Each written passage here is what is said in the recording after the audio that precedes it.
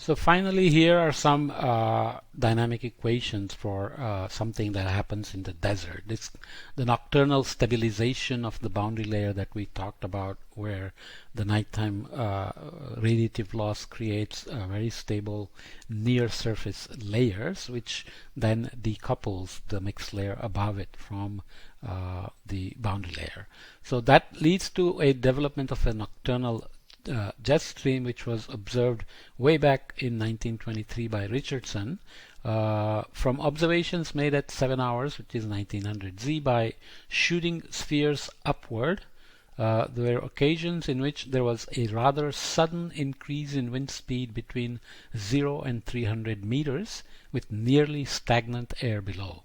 So the air near the surface is fairly stagnant, but in the lower kilometer or two, you can have these strong jet streams with speeds up to 30 meters per second and so on, which are used by birds, and there are other ecological effects. How does it work? We can start with our dynamic equations from Chapter 3. We're looking at acceleration terms, pressure gradient, and the Coriolis term. Obviously,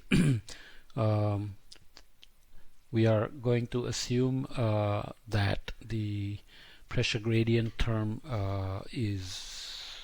this is the solution we looked for in the ocean, where we were looking at the ocean with zero pressure gradient. So let's not bother with that right now. For the desert, what we will do is write the total winds as geostrophic plus an ageostrophic component in both the zonal and meridional direction. Writing the equation for the ageostrophic term. So the previous equation we are writing for the ageostrophic term, minus 1 over rho p dp dx plus f times vg plus va, and these two will balance out, so you will get dua dt equals fva. So we are essentially saying the nocturnal jet stream that is set up is super geostrophic, so we are going to look for the ageostrophic acceleration, and that's why we wrote this in terms of dua dt, because obviously dug dt is 0. So if you do d dt of this, you're going to end up with this. Similarly, in the meridional direction, you have dva dt equals minus 1 over rho dp dy minus f times ug plus ua, whereas these two balance by geostrophic definition, and we end up with minus fva. You can then assume that Coriolis force and the horizontal pressure gradients are constant. Eliminate VA, not VG actually, VA between these two equations. So we have VA and UA. You can take UAs here, VAs here, so you can do the manipulation to get d squared ua dt squared equals minus f squared ua, which is a fairly straightforward equation if you assume f is constant. Then it has basically an ordinary differential equation which has solutions of this from ua equal a cosine ft plus b sine ft, where f is still our Coriolis. A and b are coefficients that need to be determined, and if you do the same thing with VA as the dependent variable, you get a mirror equation which looks like minus a sine ft plus b cosine ft. So we can choose an initial condition that the ageostrophic flow is 0, because we are starting during the day when everything is geostrophic, and the nighttime cooling and the decoupling of the boundary layer begins to create a geostrophic flow.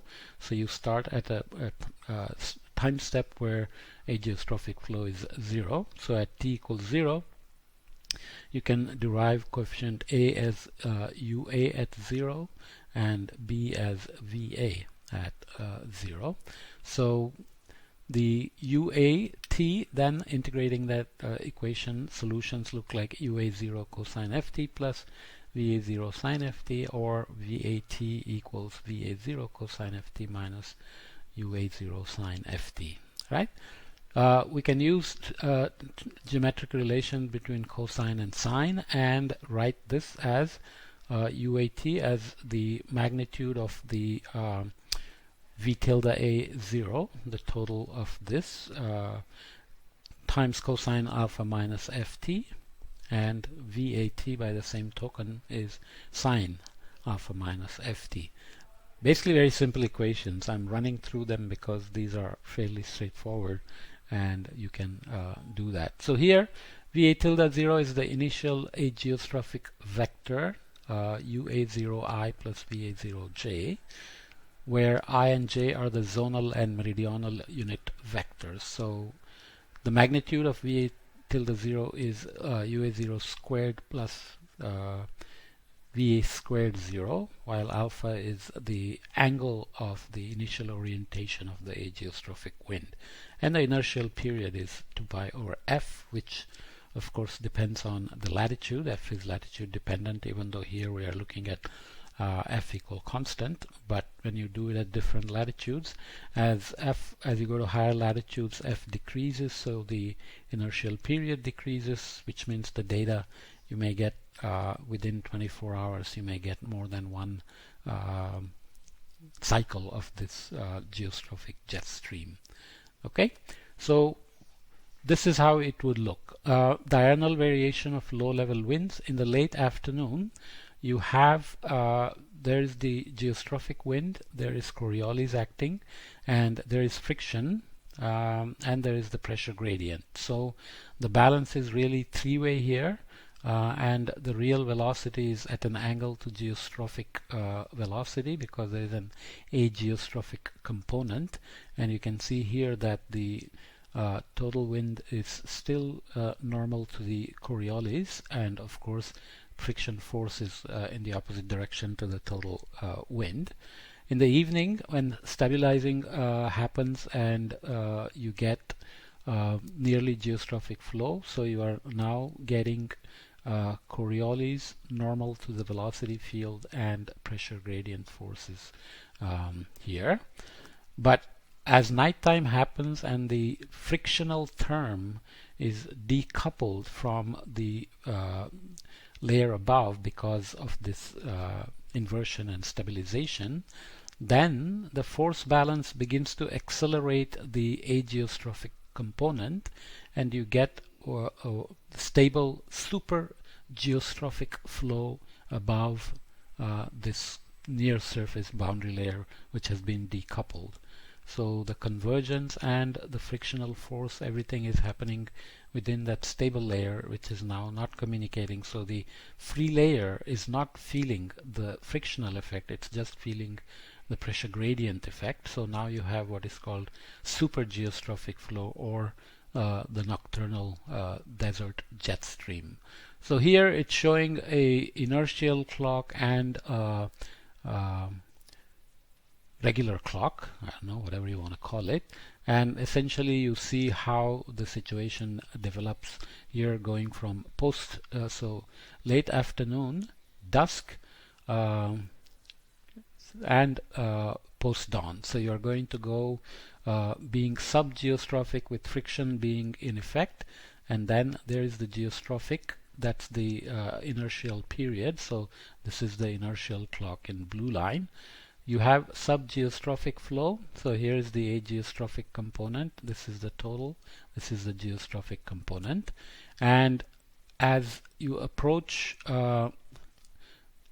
nighttime and you begin to have this stabilization of the boundary layer, the frictional effects are gone, so now you're going to have geostrophic flow, and then you're going to have, by dawn, you're going to have super geostrophic flow.